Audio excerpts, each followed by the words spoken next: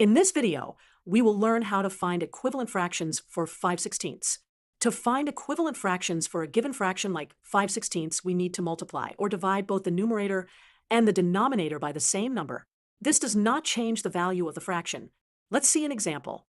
If we multiply both the numerator and the denominator of 5/16 by 2, we get an equivalent fraction. Now for another example, let's multiply both the numerator and the denominator by 3. This also gives us an equivalent fraction. Notice that 5/16, 10/32, and 15/48 are equivalent because they represent the same part of a whole. You can find many other equivalent fractions by multiplying both parts of the fraction by any other whole number. Let's take a quick look at this visually.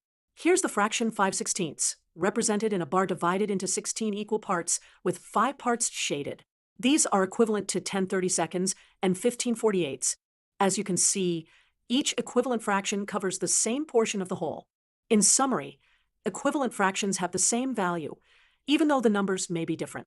Just remember to multiply or divide both the numerator and denominator by the same number to find them.